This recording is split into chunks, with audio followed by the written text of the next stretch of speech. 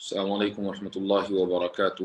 الحمد للہ رب العالمین والصلاة والسلام علی سید الانبیاء والمرسلین وعلی آلہ وصحبہ اجمعین، اما بعد۔ انشاءاللہ اگلے چند لمحات میں آج کی جو کلاس ہے اس کا آغاز کرتے ہیں۔ آج کا جو عنوان ہے وہ ہم لکھ چکے ہیں ویڈیو کے ڈسکرپشن میں، از morality from God، یعنی کیا اخلاقیات یا اخلاقی اقدار اللہ کی طرف سے ہیں یا انسان کی اپنی بنائی ہوئی۔ یہ اہل مذہب کا دعویٰ ہے کہ جتنے بھی اخلاقی اعمال ہیں یا اخلاقی چیزیں ہیں وہ اللہ کی طرف سے آتی ہیں، خدا کی طرف سے آتی ہیں۔ ملحدوں کا یہ کہنا ہے، یعنی ملحدوں کا دعویٰ اہل مذہب کی جانب سے یہ ہے کہ اہل مذہب یہ مانتے ہیں کہ جتنے بھی اخلاقیات ہیں وہ سب کے سب خدا کی طرف سے ہیں۔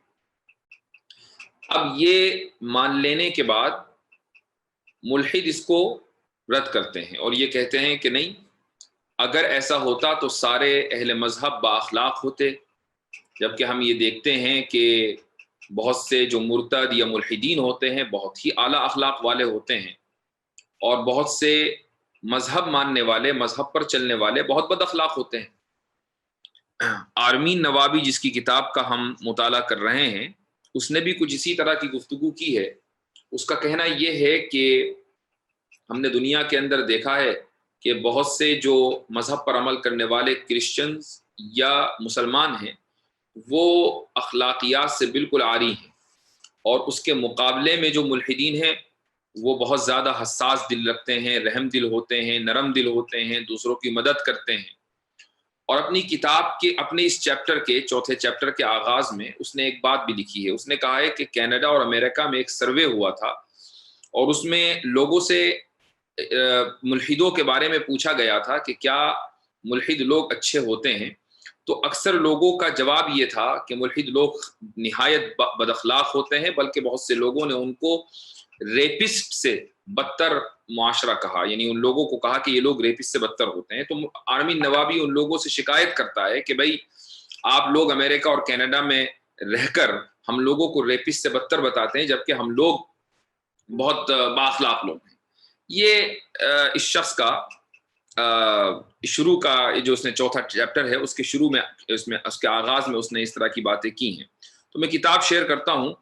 شروع میں ہم جو کچھ اس نے لکھا ہے وہ پڑھیں گے اور اس کے بعد پھر میرا اس پر تبصرہ۔ یہ جو چوتھا چیپٹر ہے تھوڑا طویل ہے اور اس کے اندر بہت سارے مسائل ہیں، اس لیے یہ ممکن نہیں ہے کہ چوتھا چیپٹر آج کی اس نشست میں مکمل کر لیا جائے۔ انشاءاللہ اس کو اگلی نشست میں ہو سکتا ہے کہ کل اس کو مکمل کریں انشاءاللہ تعالی۔ فی الحال آپ کتاب اپنی اسکرین پر دیکھیں۔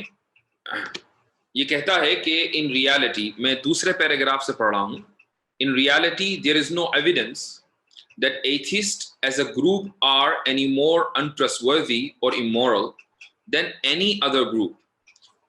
There are dishonest atheists just as there are dishonest Christians and Muslims, and there are atheists who are paragons of good behavior just like any upstanding religious person.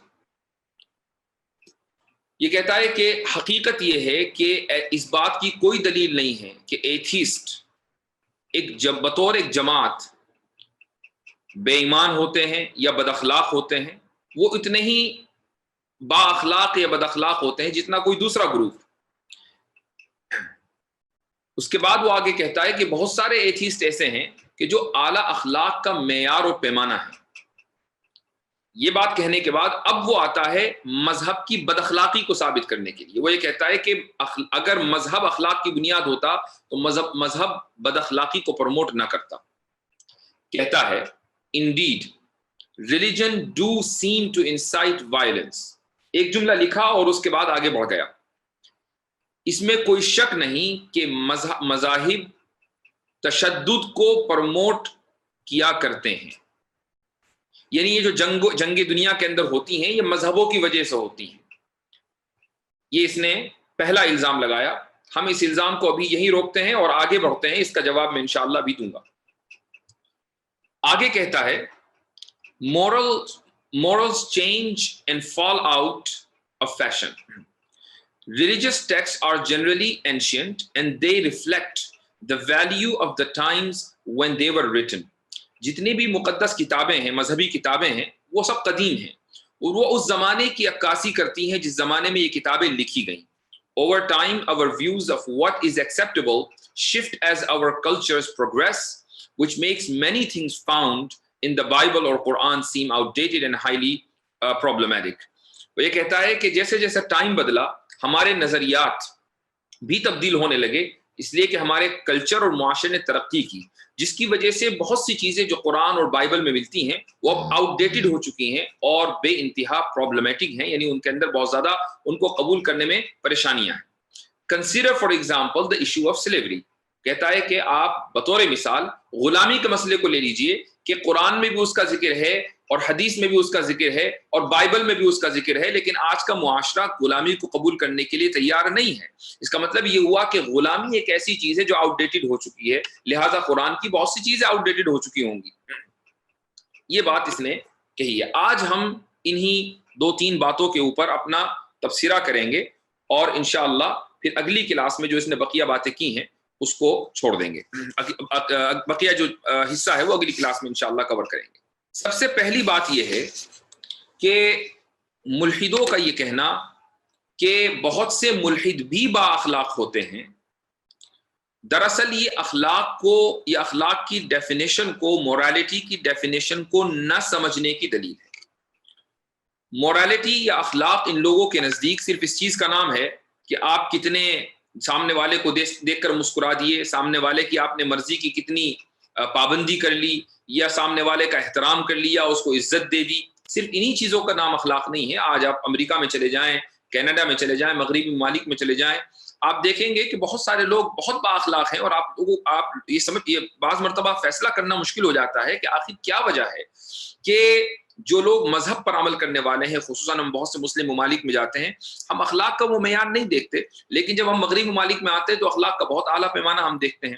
مثلا آپ کسی دکان میں جائیں، آپ کے آگے کوئی اگر گورا جا رہا ہوگا تو وہ آپ کے لیے رکے گا، آپ کے لیے دروازہ کھولے گا اور آپ کو آگے جانے دے گا. ہم یہ چیز مسلم ممالک کے اندر نہیں دیکھتے. یہ ایسے ہی اگر آپ لائن میں لگے ہوئے ہیں تو آپ کے ساتھ جو شخص لائن میں لگا ہوا ہے وہ آپ کے اسپیس کا، آپ کی پرائیویسی کا مکمل احترام کرے گا. ایسا نہیں کہ وہ آپ کو دھکے دے گا، اور اگر کبھی اس کا ہاتھ آپ کو ٹچ بھی ہو گیا تو فوراً سوری بولے گا. تو یہ چیزیں واقعی بہت اچھی ہیں اور اس میں کوئی شک نہیں ہے کہ یہ چیزیں جو شخص بھی اختیار کرتا ہے اس کو بااخلاق کہا جاتا ہے. لیکن صرف اخلاق کسی چیز کا نام نہیں ہے. اخلاق میں ایک بہت اہم چیز حیا ہے.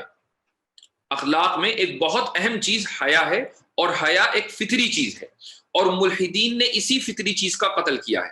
حیا فطری چیز کیسے ہے اس کی ایک مثال دیتا ہوں میں آپ کو. مثلا آپ ایک پارٹی میں گئے اور اس پارٹی میں سب لوگ خوب زرق لباس پہنے ہوئے ہیں، بہت اچھے کپڑوں کے اندر آئے ہیں، آپ کے کپڑے پھٹے ہوئے ہیں، تو فطری طور پر آپ کو حیا آنی ہے، آپ کو شرم آنی ہے کہ یہ میں خراب کپڑوں کے اندر اس پارٹی میں آ گیا، حالانکہ میں اچھے کپڑے پہن سکتا تھا لیکن میں خراب کپڑے پہن کر اس پارٹی میں آ گیا تو مجھے اچھا نہیں لگ رہا ہے. یہ جو اچھا نہ لگنا ہے یہی شرم ہے، یہ ایک فطری چیز ہے. ایسے ہی مثلا آپ سگریٹ نوشی کرتے ہیں یا کوئی شخص شراب پیتا ہے تو وہ کسی پب میں گیا، شراب خانے میں گیا اور وہاں جا کر اس نے شراب پینی شروع کر دی. تو شراب خانے میں سبھی شراب پی رہے ہیں، وہ بھی شراب پی رہا ہے، لیکن اس شراب پینے کی وجہ سے اس کو کوئی شرم محسوس نہیں ہوگی. لیکن اگر وہی شرابی اگر مسلمان ہو اور وہ مسجد میں شراب کی بوتل لے آئے اور وہاں بیٹھ کر وہ شراب پینے لگے اور دوسرے لوگ نماز پڑھ رہے ہوں، تو چاہے وہ کتنا ہی بڑا شرابی کیوں نہ ہو، اس کو شرم محسوس ہوگی کہ میں اتنے مقدس اور مبارک جگہ میں شراب کیسے پی رہا ہوں. وہ شراب پیے گا لیکن شراب خانے میں جا کر پیے گا یا اپنے گھر پر پیے گا، وہ مسجد میں شراب لا کر نہیں پیے گا. اس کا مطلب یہ ہوا کہ ایک شرابی کے اندر بھی حیا اور شرم باقی ہے. یہ چیزیں ثابت کرتی ہیں کہ حیا ایک یعنی فطری چیز ہے. جن چیزوں کو ایک انسان کرتا ہے وہ چیز یا تو اچھی ہوگی یا بری ہوگی. اسی کو ہم عربک ٹرمینالوجی میں حسن اور قبح کہتے ہیں. شاہ ولی اللہ محدث دہلوی رحمۃ اللہ علیہ ایک مشہور محدث اور علم کلام کے ماہر گزرے ہیں چند سو سال پہلے. ان کی ایک بہت مشہور کتاب ہے جو آپ میں سے بہت سے لوگوں نے اس کا نام سنا ہوگا، حجت اللہ البالغہ۔ حجت اللہ البالغہ کے شروع میں ہی حضرت شاہ ولی اللہ محدث دہلوی رحمۃ اللہ علیہ نے یہ بحث کی ہے کہ جو اعمال یا جو ایکٹیویٹیز بھی ایک انسان کرتا ہے، اس ایکٹیویٹیز کی 3 حیثیتیں ہیں، یعنی ان کے اندر جو وہ اچھی بھی ہوتی ہیں، بری بھی ہوتی ہیں، تو وہ اچھائی اور برائی کہاں سے آتی ہے، اس کی 3 حیثیتیں ہیں۔ اس میں جو پہلی حیثیت انہوں نے لکھی ہے وہ یہ ہے کہ اچھائی اور برائی خالص نیچرل اور لاجیکل یا ریشنل بھی ہوتی ہے بہت سی چیزوں کے اندر۔ مثلا میں نے یہ جو مثال دی ہے شرم کی یا حیا کی، یہ ایک اچھی چیز ہے، اور یہ اچھائی اس کے اندر نیچرلی آئی ہے، فطری طور پر آئی ہے۔ اس کو ثابت کرنے کے لیے کسی شریعت کا یا قرآن کا یا بائبل کا ہونا ضروری نہیں ہے۔ یعنی اگر قرآن یا بائبل نہ ہوتے تب بھی ایک انسان ایسی مجلس میں خراب اور پھٹے ہوئے کپڑے پہن کر جانے میں شرم محسوس کرتا۔ جس مجلس کے اندر یا جس پارٹی کے اندر سب لوگوں نے اچھے کپڑے پہنے ہوئے ہیں اور وہ شخص جو خراب اور پھٹے ہوئے کپڑوں میں پہنچا ہے وہ اچھے کپڑے افورڈ کر سکتا ہے، اس کے باوجود وہ خراب کپڑوں میں گیا ہے تو اس کو فطری طور کے اوپر شرم محسوس ہوگی، چاہے قرآن کی کوئی آیت نازل نہ ہوئی ہوتی، بائبل کا کوئی ورس موجود نہ ہوتا، تب بھی یہ چیز اس کے اندر ہوتی۔ اس سے ثابت ہوا کہ بہت سی ایکٹیویٹیز جو ہم کرتے ہیں اس کے اندر اچھائی یا برائی فطری طور پر آتی ہے۔ لیکن ملحدوں نے کیا کیا، اس حیا کے اوپر حملہ کیا۔ انہوں نے یہ کیا کہ سب سے پہلے انہوں نے ایک یعنی مرد اور عورت انہوں نے ایک دوسرے کے سامنے اپنے کپڑے اتارنے شروع کیے اور اس چیز کو پروموٹ کیا۔ ویسٹرن کلچر کے اندر آپ چلے جائیں، ایک دوسرے کے سامنے برہنہ ہونا بہت معمولی بات ہے۔ اور ہوا یہ کہ اس طریقے کے لاکر رومز مثلا بنے ہوئے ہیں، آپ کسی بھی ویسٹرن کنٹری کے جم میں چلے جائیے، جم کے اندر لاکر روم بنے ہوئے ہیں، مردوں کا الگ ہے، عورتوں کا الگ ہے۔ جب آپ لاکر روم میں جائیں گے تو آپ کو پتا چلے گا کہ مرد ایک دوسرے کے سامنے اس طریقے سے مادرزاد ننگے ہو جاتے ہیں، برہنہ ہو جاتے ہیں، گویا کہ کوئی ان کو احساس اور شرم نام کی چیز ہی نہیں ہے، گویا کہ یہ ایک دم نیچرل چیز ہو۔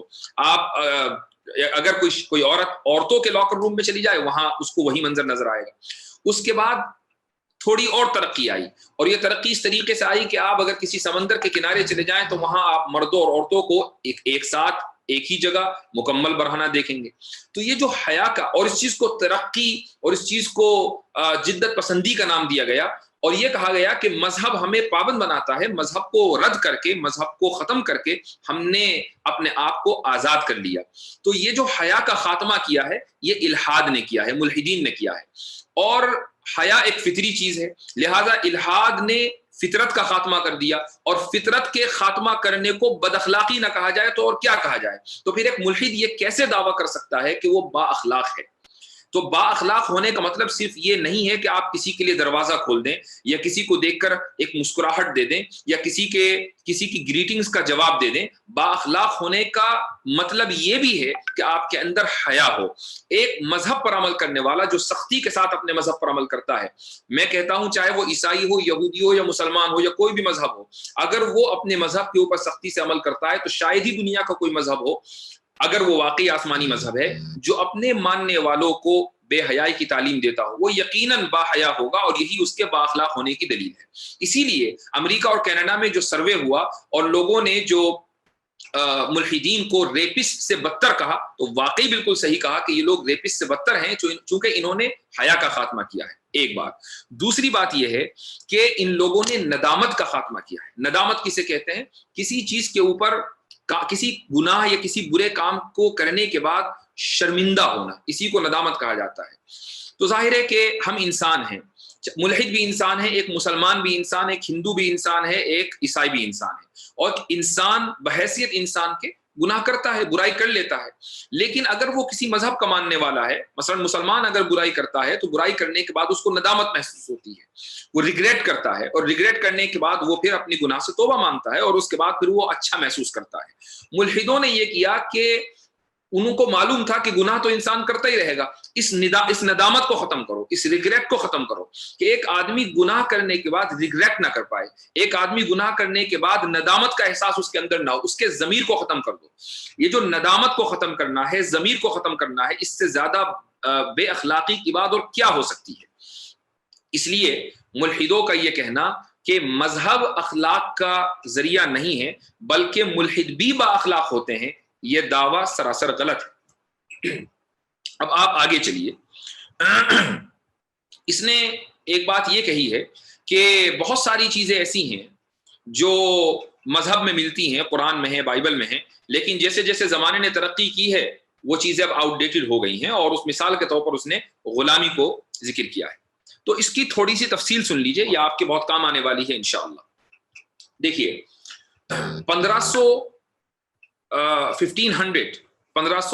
سال، یعنی 1500 شاید 1500 کے درمیانی کوئی سال ہے، اس سے پہلے کا جو زمانہ ہے اس کو کلاسیکل ایرا کہا جاتا ہے، اور اسی کو ڈارک ایجز بھی بولتے ہیں۔ 1500 کے بعد جو ٹائم شروع ہوتا ہے اس کو رینیسانس یا عہد تنویر کہا جاتا ہے، یعنی ایسا زمانہ کہ جس زمانے میں لوگ منور ہو گئے، لوگ بیدار ہو گئے، ان کے اندر بیداری آ گئی، اور انہوں نے مذہب کے قلادے کو اپنے گردن سے اتار کر پھینک دیا۔ اس کو عہد تنویر کہا جاتا ہے، جو 1500 کے بعد شروع ہوا، اور یہ دور رہا تقریباً 1929 یا 1930 تک۔ اسی دور کو ماڈرنٹی کا دور بھی کہا جاتا ہے۔ اس کے بعد 1930 کے بعد جو دور شروع ہوا ہے اس کو پوسٹ ماڈرنزم کہا جاتا ہے، اردو میں اس کو مابعد جدیدیت کہتے ہیں۔ تو آپ یہ ٹائم کی تقسیم ہے۔ تو ایک تو ہے ڈارک ایجز، 15ویں صدی سے پہلے کا جو وقت ہے وہ ڈارک ایجز ہے۔ اس کے بعد جو ٹائم شروع ہوتا ہے 1930 تک، یہ جدت پسندی کا دور ہے یا جدیدیت کا دور ہے، اور اس کے بعد پھر جو ٹائم آتا ہے جو ابھی چل رہا ہے، یہ پوسٹ ماڈرنزم کا دور ہے۔ اس دور میں جدیدیت سے لے کر آج تک، اس دور میں جتنے بھی انسان ہیں ان کا ایک واحد نظریہ ہے، جو اس نظریے کے قائل ہیں، یعنی جدیدیت کے قائل ہیں یا پوسٹ ماڈرنزم کا قائل ہیں۔ ان کا نظریہ یہ ہے کہ جیسے جیسے ہم آگے بڑھیں گے ہم بہتر ہوتے جائیں گے، جیسے جیسے ہم آگے بڑھیں گے زمانے میں ہم بہتر ہوتے جائیں گے، اسی کو پروگریس کہا جاتا ہے، اور اس نظریے کو اصطلاح میں، ٹرمینالوجی میں پروگریسیوزم کہتے ہیں۔ پروگریسیوزم کا مطلب یہ ہے کہ انسان جیسے جیسے زمانے میں آگے بڑھ رہا ہے وہ ترقی کرتا جا رہا ہے، صرف ٹیکنالوجی میں نہیں بلکہ اپنے اخلاق میں بھی وہ بہتر سے بہتر ہوتا جا رہا ہے۔ یہ ان لوگوں کا نظریہ ہے۔ دیکھیے یہ اس نظریے میں خرابی کیا ہے؟ اس نظریے میں خرابی یہ ہے کہ یہ دنیا کا واحد نظریہ ہے کہ جو کسی ایکسٹرنل سورس، خارجی ذریعے کو بنیاد نہیں بناتا۔ مطلب یہ مثلا اسلام، اگر اسلام کو ایک نظریہ مان لیا جائے تو یہ کہا جائے گا کہ اس نظریے کو دینے والا قرآن ہے۔ قرآن اسلام نہیں ہے، بلکہ قرآن اسلام کو پیش کرنے والا ہے۔ اس اللہ سبحانہ و تعالی اسلام کو دینے والا ہے، اللہ اسلام نہیں ہے۔ ایسے ہی کوئی بھی نظریہ دنیا کا لیں، جو نظریے کا خالق ہوگا وہ اس نظریے کو پیش کرنے والا ہوگا، لیکن اس نظریے کا خالق کوئی نہیں ہے، پروگریسیوزم کا خالق کوئی نہیں ہے۔ اس کو آپ چیک نہیں کر سکتے کسی بھی ایکسٹرنل سورس سے کہ یہ نظریہ صحیح ہے یا غلط ہے، اس نظریے کو چیک کیا ہی نہیں جا سکتا۔ ایک تو خرابی اس کی ہے۔ دوسری خرابی یہ ہے کہ، اور یہ جو میں نے پہلی خرابی بتائی ہے اس کو بولا جاتا ہے انگریزی میں ڈاگمیٹزم۔ ڈاگمیٹزم، اس کی اسپیلنگ ہے DOGMATISM، ڈاگمیٹزم۔ ڈاگمیٹزم کا مطلب یہ ہوتا ہے کہ میں جو کہہ رہا ہوں وہ اس لیے صحیح ہے چونکہ میں کہہ رہا ہوں، میں جو کہہ رہا ہوں وہ اس لیے درست ہے چونکہ میں کہہ رہا ہوں، اسی کو ڈاگمیٹزم بولا جاتا ہے۔ تو یہ جو پروگریسیوزم ہے یہ دراصل ڈاگمیٹک ہے۔ ڈاگمیٹک کا مطلب یہ ہوا کہ کوئی بھی چیز اس لیے درست ہے چونکہ وہ نئی ہے، چونکہ زمانہ ترقی کر رہا ہے اس لیے وہ چیز درست ہے۔ یہ نظریہ مکمل طور پر عقلی اعتبار سے غلط ہے، فلسفے کے اعتبار سے غلط ہے، کامن سینس کے اعتبار سے غلط ہے۔ کامن سینس کے اعتبار سے غلط اس لیے ہے کیونکہ مثلا آج اگر پوری دنیا کسی ایک چیز کو یہ مان لے کہ یہ ایک اخلاقی اعتبار سے بہت اچھی چیز ہے، مثلا سلیوری، غلامی کا جو مسئلہ ہے، پوری دنیا نے اس چیز کو تسلیم کر لیا کہ غلامی غلط چیز ہے، چلو بھائی ہم نے مان لیا غلامی غلط چیز ہے، لیکن اس بات کی کیا گارنٹی ہے کہ آج سے 100 سال کے بعد یہ دنیا اسی چیز کو تسلیم کیے رکھے؟ ہو سکتا ہے کہ دنیا غلامی کو دوبارہ بھی صحیح مان لے اور یہ کہے کہ نہیں غلامی ایک ٹھیک چیز ہے۔ تو آج کی تاریخ میں جس چیز کو ہم سب سے اعلیٰ اخلاق کہہ رہے ہیں اور یہ کہہ رہے ہیں کہ غلامی بد اخلاقی کی دلیل ہے اور کسی انسان کو غلام بنانا، غلام نہ بنانا نہایت بااخلاق عمل ہے، تو آج سے 100 سال کے بعد اس بات کی کیا گارنٹی ہے کہ جس غلامی کو آپ بے اخلاقی سمجھ رہے ہیں اسی کو آگے چل کر بااخلاق عمل تصور کر لیا جائے؟ تو یہ جو نظریہ ہے اسی کو ڈاگمیٹزم کہا جاتا ہے، اسی کو پروگریسیوزم کہا جاتا ہے۔ تو ملحدوں کا یہ ماننا کہ زمانہ جیسے جیسے ترقی کرے گا ویسے ویسے اخلاق بہتر ہوتے چلے جائیں گے، یہ مکمل بے دلیل اور کامن سینس کے خلاف ایک نظریہ ہے، چونکہ آئندہ آنے والا زمانہ اس بات کی گارنٹی نہیں دے سکتا کہ جن چیزوں کو ہم آج اچھا تصور کر رہے ہیں کل بھی ان کو اچھا تصور کیا جائے۔ اب آئیے آپ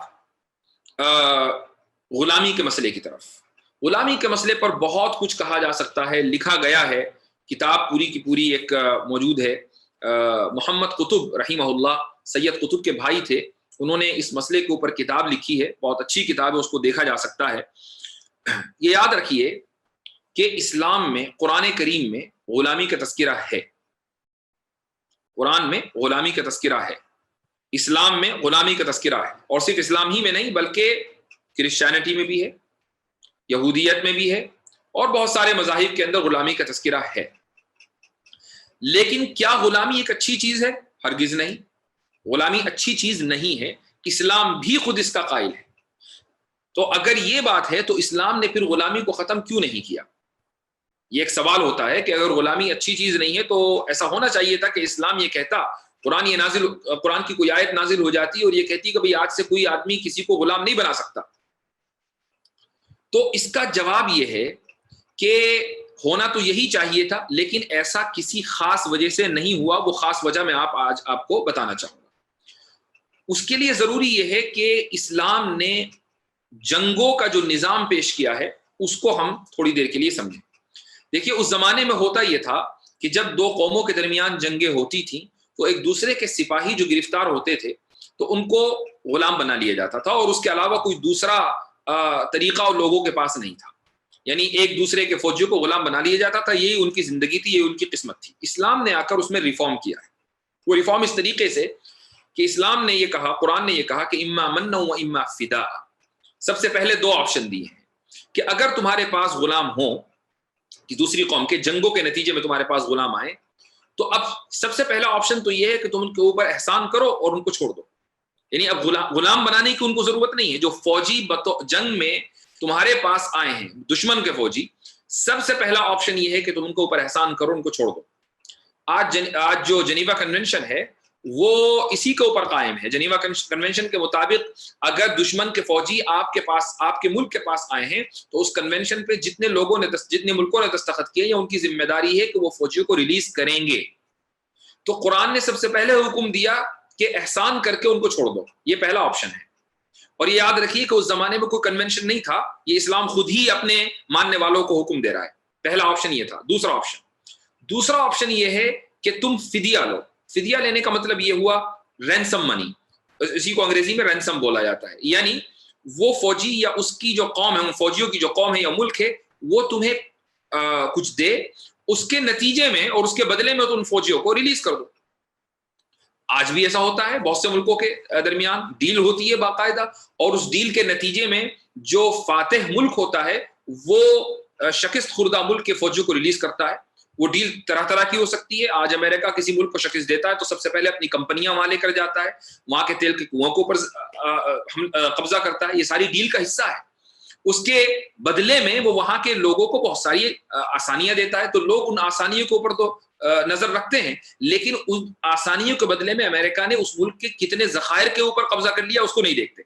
تو بہرحال دوسرا جو طریقہ ہے وہ ہے فدیہ، رینسم۔ تیسرا جو طریقہ ہے وہ ہے تبادلے کا، یعنی تم ایک دوسرے کے فوجیوں کو جو کہ ایک دوسروں کے قبضے میں چلے گئے ہیں ان کا تبادلہ کر لو۔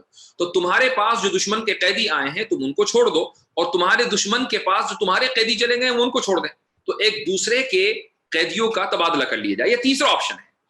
چوتھا آپشن کہ اگر تمہارا دشمن تم پر بار بار حملہ کرتا ہو تو ظاہر ہے کہ اس کے اوپر احسان کرنے کا کوئی مطلب نہیں ہے کہ تم ایک مرتبہ چھوڑو گے اس کے فوجیوں کو، وہ دوبارہ حملہ آور ہوں گے، تم دوسری مرتبہ چھوڑو گے وہ 12 حملہ آور ہوں گے، کتنی مرتبہ تم ان کو چھوڑو گے؟ لہٰذا احسان کرنے کی ایسی صورت میں کوئی آپشن بچتا نہیں ہے۔ اچھا، دشمن آپ کو پیسے یا کوئی فیسلٹی دینے کو تیار نہیں ہے کہ جس کے نتیجے میں آپ اس کے فوجیوں کو چھوڑ دیں، تو فدیے کا بھی آپشن نہیں بچتا۔ تبادلے کا آپشن مثلا اس لیے نہیں ہے کہ آپ کا کوئی فوجی گرفتار ہو کر وہاں گیا ہی نہیں، تو تبادلہ کیسے کرو گے؟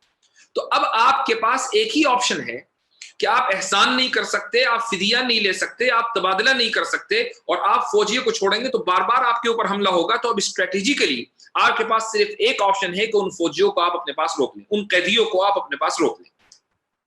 ٹھیک ہے، آپ نے قیدیوں کو اپنے پاس روک لیا. اب روکنے کے دو طریقے ہیں. ایک طریقہ تو یہ کہ ان کو ایک جیل کی کوٹری میں، کال کوٹری میں ڈال دیا جائے، وہ پوری زندگی اس کوٹری کے اندر سڑتے رہیں. ایک طریقہ تو یہ ہے، آج بھی بہت سے مجرموں کے ساتھ یہ عمل کیا جاتا ہے، پوری زندگی وہ سڑتے ہیں. سزائے موت ان کے لیے آسان ہے. ایسے لوگ کہ جو پوری زندگی قید و بند کی صورتیں برداشت کرتے ہیں، وہ یہ خواہش کرتے ہیں کہ کسی طریقے سے ہمیں سزائے موت ہو جائے تو ہم اس سے چھٹکارا حاصل کر لیں. تو ان کے لیے سزائے موت آسان ہوتی ہے جیل کی کال کوٹری کے اندر سڑے رہنے سے. تو ایک تو آپشن اس کا یہ ہے کہ آپ ان کو جیل کی قید میں یا کال کوٹری کے اندر ڈال دیں. دوسرا آپشن یہ ہے کہ آپ لوگوں کے درمیان ان کو ڈسٹریبیوٹ کر دیں اور لوگوں کو اسٹیٹ یہ پابند کرے کہ ان کا خیال رکھنا ہے، ان کا کھانا دینا ہے، ان کا پینا دینا ہے، ان کے کپڑوں کا خیال رکھنا ہے، اور اگر مناسب سمجھو تو ان کو آزاد کر دینا ہے، ان کو تعلیم دینی ہے. یہ ساری گائیڈ لائنز اسٹیٹ لوگوں کو دے. یہ اس کو کہا جاتا ہے غلامی. تو اسلام نے اپنے فالوورز کو یہ تعلیم دی کہ جنگوں کے نتیجے میں جو قیدی آئیں، اگر ان کے اوپر احسان نہ کیا جا سکتا ہو، اگر ان کو فدیہ لے کر چھوڑا نہ جا سکتا ہو، اگر تبادلہ نہ کیا جا سکتا ہو، تو بجائے اس کے کہ ان کو کال کوٹری میں ڈالا جائے، ان دوسری قوموں کے دشمن قیدیوں کے فوجیوں کو آپس میں تقسیم کر لیا جائے. مثلا ایک قیدی ایک گھرانہ لے لے، دوسرا قیدی دوسرا گھرانہ، اور یہ گھرانہ اس قیدی کی کفالت کرے، اس کو تعلیم دے، اس کو پڑھائے، اس کو لکھائے، اس کو ایک اچھا اور مہذب انسان بنائے. اس کے بدلے میں وہ قیدی چونکہ وہاں رہ رہا ہے، اس کے پاس ظاہر ہے کہ کوئی مال و دولت نہیں ہے، وہ اس گھرانے کی خدمت بھی کرے، اس کا کام بھی کرے. اس طریقے سے دونوں کی طرف سے ایک میوچول انڈرسٹینڈنگ ہو کہ جو غلام ہے وہ کام کرے، اور جو گھرانہ ہے، جو مالک گھرانہ ہے، وہ اس کے بدلے میں اس کی کفالت کرے، اس کے کھانے پینے کا خیال رکھے، اور اگر ضرورت پڑے تو اس کو رہا بھی کر دے، اس کو آزاد بھی کر دے. یہی وجہ ہے کہ ذرا سی بات کے اوپر اسلام نے یہ حکم دیا ہے کہ تم غلاموں کو آزاد کرو.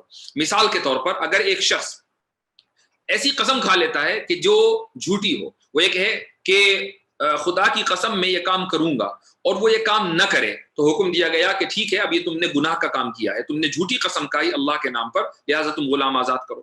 تو ایک بظاہر چھوٹا سا کام، بظاہر میں یہ نہیں کہہ رہا کہ جھوٹی قسم کھانا ایک چھوٹا کام ہے، لیکن لوگ اس کو بڑا نہیں سمجھتے ہیں، اس لیے میں نے کہا کہ بظاہر ایک چھوٹا سا گناہ ہے. اس کے نتیجے میں، حالانکہ گناہ کبیرہ ہے، اس کے باوجود اللہ نے حکم دیا کہ تم غلام آزاد کرو. ایک آدمی اپنی بیوی سے زہار کر لیتا ہے، قرآن کریم کی سورہ مجادلہ میں اس کا پورا قصہ اور حکم موجود ہے. زہار کر لیتا ہے، حکم دیا کہ غلام آزاد کرو. ایک آدمی بائی مسٹیک کسی کو قتل کر دیتا ہے، جان بوجھ کر نہیں، بائی مسٹیک. مثال کے طور پر آپ نشانہ لگا رہے تھے کسی شکار کے اوپر، وہ غلطی سے لگ گیا کسی انسان کے اوپر، غلام آزاد کرو. تو اتنے مواقع اسلام میں غلام کے آزاد کرنے کے ہیں. تو یہ کسی دوسرے مذہب میں نہیں، کسی دوسرے مذہب نے اس کی تعلیم ہی نہیں دی. اب سوال یہ ہے کہ اسلام اگر چاہتا تو غلامی کے اوپر مکمل پابندی لگا دیتا. اتنے لمبے چوڑے احکام دینے کی ضرورت کیا ہے؟ اس کی وجہ یہ ہے کہ غلامی کے اوپر پابندی اسلام خود نہیں لگا سکتا تھا، کیونکہ غلامی کا مسئلہ دو قوموں کے درمیان مل بیٹھ کر ہی حل ہو سکتا تھا. چونکہ غلام بننے کا جو واحد ذریعہ ہے وہ ہے جنگیں. جنگیں آپس میں نہیں ہوتی بلکہ جنگیں دشمن کے ساتھ ہوتی ہیں. تو جب تک دشمن بھی پابندی لگانے کے فیصلے کے اوپر متفق نہ ہو، مسلمان اکیلے اپنے طور پر پابندی نہیں لگا سکتے. چونکہ اگر انہوں نے اپنے طور پر پابندی لگا دی تو ہوگا یہ کہ جو مسلمان فوجی دشمن کے پاس جائیں گے وہ تو غلام بن جائیں گے، لیکن جو دشمن کے فوجی مسلمان کے پاس آئیں گے وہ کبھی بھی غلام نہیں بنیں گے، اور مسلمانوں کو ان کو ریلیز ہی کرنا پڑے گا، اور یہ ایک طرفہ فیصلہ ہوگا. اس لیے چونکہ اس زمانے میں جو دوسری اقوام تھی، جو نیبرنگ نیشنز تھیں مسلمانوں کی، انہوں نے اس چیز کے اوپر کبھی اتفاق ہی نہیں کیا کہ غلامی کے مسئلے کو ختم کیا جائے. اس لیے اسلام نے بھی اپنے طور پر غلامی کے مسئلے کو ختم نہیں کیا. اکیلے اپنے طور پر اسلام ختم کرنے کی پوزیشن میں نہیں تھا، چونکہ یہ انٹرنیشنل ایک مسئلہ ہے. جب جنیوا کنونشن ہوا، آج سے تقریباً 70-80 سال پہلے جنیوا کنونشن ہوا، اس میں یہ تمام اقوام نے یہ طے کیا کہ اب فوجیوں کو غلام یا بندی نہیں بنایا جائے گا. تو آج پوری دنیا نے اتفاق کر لیا، تو بہت اچھی بات ہے، مسلمان بھی اس سے متفق ہیں. اسلام کو اس سے کوئی پرابلم نہیں ہے، کوئی اصرار نہیں ہے کہ غلام لوگوں کو بناؤ. اسلام غلام بنانے میں انٹرسٹڈ نہیں ہے بلکہ غلاموں کو ریلیز کرنے میں انٹرسٹڈ ہے. تو یہ ایک اعتراض تھا آرمین کا، ملحد کا، اس کا یہ جواب ہے۔ خلاصہ آج کی گفتگو کا یہ ہے کہ مذہب ہی ہمیں یہ سکھاتا ہے کہ اصل اخلاق کیا ہیں، اصل اخلاق کیا ہیں، یہ مذہب ہی سکھاتا ہے۔ ہاں کچھ ملحد مذہب کے سکھائے ہوئے کچھ اخلاق اپنی زندگی کے اندر اپنا لیتے ہیں، اس کا مطلب یہ نہیں ہے، اس کا مطلب یہ نہیں کہ وہ با اخلاق ہو گئے، چونکہ اخلاق کا جو اعلیٰ ترین پیمانہ ہے وہ ہے حیا۔ ملحدوں نے سب سے پہلے اس کو ختم کیا ہے۔ الحاد اخلاق کا جو اعلیٰ ترین دوسرا پیمانہ ہے وہ ہے ندامت اور ریگریٹ، ملحدوں نے اس کو ختم کیا کہ ان کے ہاں نہ ریگریٹ ہے نہ حیا ہے، دونوں ہی چیزیں نہیں ہیں۔ تو پھر کس بنیاد پر وہ یہ دعویٰ کرتے ہیں کہ وہ با اخلاق ہو سکتے ہیں؟ وہ با اخلاق ہو ہی نہیں سکتے۔ کسی دوسرے کے لیے دروازہ کھول دینا اور کسی دوسرے کے لیے یعنی کسی دوسرے کو اپنی لائن میں آگے کر دینا ہی محض با اخلاق ہونے کی دلیل نہیں ہے۔ ٹھیک ہے، اب یہ ایک بات ہوئی۔ دوسری بات یہ ہوئی کہ یہ کہنا کہ جیسے قرآن اور بائبل کے بہت ساری چیزیں آؤٹ ڈیٹڈ ہو چکی ہیں اور زمانہ جیسے جیسے ترقی کر رہا ہے ہم اخلاق کو سیکھتے چلے جا رہے ہیں، اسی کو ہم ڈاگمیٹزم بولتے ہیں، اور ڈاگمیٹزم ایکسیپٹڈ نہیں ہے۔ ڈاگمیٹزم ایک غیر فطری عمل ہے، ایک غیر منطقی عمل ہے، اور غیر منطقی چیز کو سے استدلال نہیں کیا جا سکتا۔ تو یہ آج کے درس کا خلاصہ ہے۔ انشاءاللہ اگلے درس میں اس نے کچھ اور باتیں بھی کہی ہیں، مثلا اس نے مرتد کی سزا کا ذکر کیا ہے۔ کل انشاءاللہ مرتد کی سزا کے اوپر گفتگو کی جائے گی۔ 2-3 باتیں اس نے اور کی ہیں، اور اس کے بعد پھر چیپٹر یہ کلوز ہوگا۔ تو 4تھ چیپٹر میں ہم ابھی ہیں، اور ہم نے مذہب اور اخلاق ان دونوں چیزوں کا کیا رشتہ ہے اس کے اوپر گفتگو کی ہے۔ تو یہ آج کے درس کا خلاصہ ہے۔ سودی لین دین کے بارے میں یہی تصور پیش کیا جاتا ہے کہ وہ اس دور میں قابل عمل نہیں ہے، اور بہت سے احکام کے بارے میں یہی بات کہی جاتی ہے۔ بالکل درست بات ہے کہ یعنی آپ یہ کہہ رہے ہیں کہ سودی لین دین قابل عمل نہیں ہے، یا سودی لین دین سے بچنا قابل عمل نہیں ہے؟ بچنا بھی قابل عمل ہے، اور ظاہر ہے کہ سودی لین دین کے اندر انوالو ہونا تو آپ دیکھ ہی رہے ہیں کہ آدھی سے زیادہ کیا 99% دنیا انوالوڈ ہے۔ شہباز صاحب آپ یہ پوچھ رہے ہیں کہ آخر کیا وجہ ہے کہ مسلمانوں کے کچھ لوگ الحاد کی طرف جا رہے ہیں، اس کا حل کیا ہے؟ اس لیے کہ الحاد جو ہے وہ آزادی کا نام ہے، یعنی مکمل ایبسولوٹ فریڈم، مکمل آزادی۔ اور ایک عام انسان یہ چاہتا ہے کہ میں اپنی زندگی آزاد رہوں، مجھے کسی طرح کا کوئی ڈسپلن فالو نہ کرنا پڑے۔ اور یہ ایک تو وجہ یہ ہے، یہ صرف یہی وجہ نہیں ہے، ایک وجہ یہ ہے۔ دوسری وجہ یہ ہے کہ آرمین نوابی جیسے لوگ، یا جس ابھی بار بار نام آ رہا ہے اس کا، حارث کا، یہ کون ہے حارث سلطان، یہ یا اور بھی دوسرے لوگ ہیں، ان لوگوں کی جو کتابیں ہیں یا ویڈیوز ہیں، بہت سے کم پڑھے لکھے لوگ ان لوگوں کی ویڈیوز دیکھتے ہیں، اور ان کی ویڈیوز دیکھنے کے بعد وہ ان سے متاثر ہو جاتے ہیں، شک و شبے میں پڑ جاتے ہیں، اور یہی وجہ ہوتی ہے کہ وہ لوگ الحاد کا شکار ہو جاتے ہیں۔ وہ یہ سمجھنے لگتے ہیں کہ ہم جس چیز کو فالو کرتے آ رہے ہیں وہ اس لیے فالو کر رہے ہیں کہ ہمارے آبا و اجداد اس کو فالو کر رہے تھے، اس کی کوئی یعنی عقلی دلیل نہیں ہے۔ تو ایسے لوگوں کی بہت اچھی خاصی تعداد، میں یہ تو نہیں کہتا بہت بڑی تعداد ہے، اچھی خاصی تعداد ہے، اور یہی وجہ ہے کہ یہ لوگ الحاد کا شکار ہو جاتے ہیں۔ ارتقاء کے بارے میں ذکر کر چکا ہوں، غالباً پارٹ 2 جو ہے وہ اس سیریز کا، وہ ارتقاء کے بارے میں، آپ اس کو ملاحظہ کر لیجئے۔ بہرحال آج کے لیے اتنا ہی۔ جزاکم اللہ خیر، والسلام علیکم ورحمۃ اللہ وبرکاتہ۔